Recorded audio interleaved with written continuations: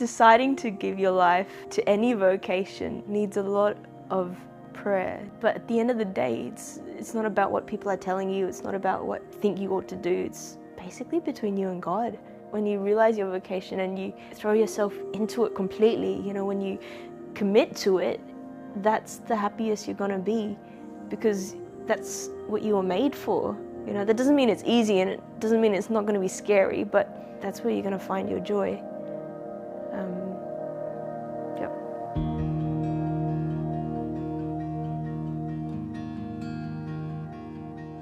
My name's Abby. I grew up in Western Australia, on the other side of Australia. So in Perth, I studied bachelor's in pathology and lab medicine. And then during uni, I was helping my dad out, and then I had other little stints, doing some coaching at schools and, doing some music, performing things. So I had all this time and I had all this money and, all these opportunities, but I just felt like I was wasting my time.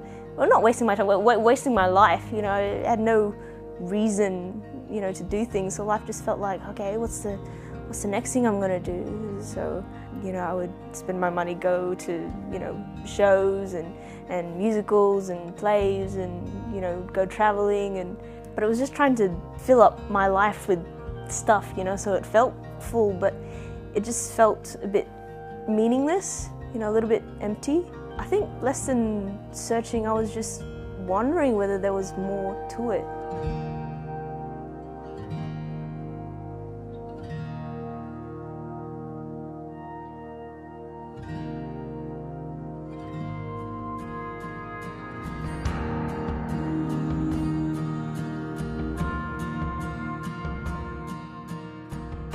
I decided to move to Sydney, and I decided to study a 6-month course at a hospitality college there. So that 6-month course turned into a 2-year course, so I could spend 2 years there, and then the plan was to go back to Perth to be with my family and figure out what to do next.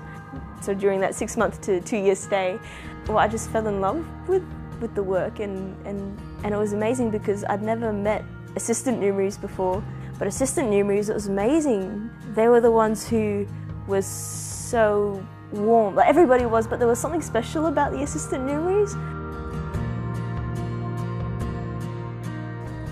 They didn't know me, why would they care about me? But they wanted to know me, and they wanted to, make me feel cared for and welcome. I was doing my prayer, and during one of those times of prayer in the chapel, I felt like God was asking me if I could live this life. Could I work, in hospitality every day? Could I be committed to God with all my life?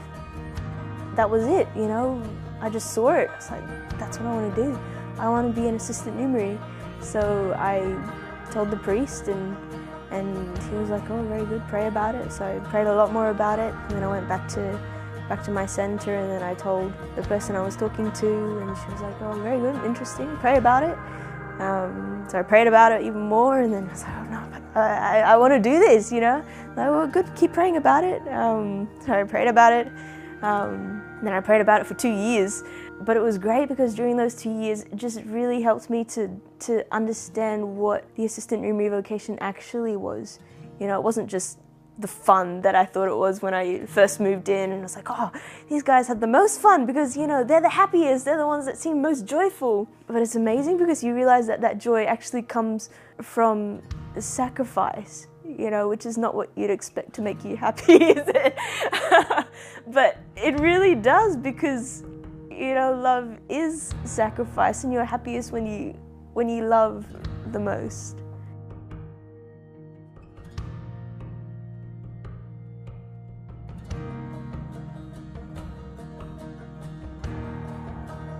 One of my biggest fears was that, because the past, basically all my life, I'd been chasing things, chasing things, and, maybe if I do surfing, I'll be happy, and then I was happy until I wasn't happy, I was like, oh, I'm gonna do horse riding, and I was happy until I wasn't happy.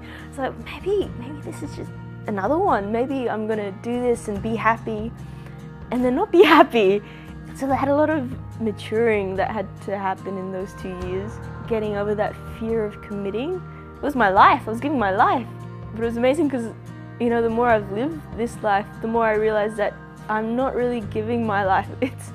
I feel like my life is being given to me, 100 times more than I could have made it myself, filling it up with all these other things that I was trying to fill it up with. My role here is to try and make this centre a home for everybody, not just who lives here, but for everybody who walks through the door. And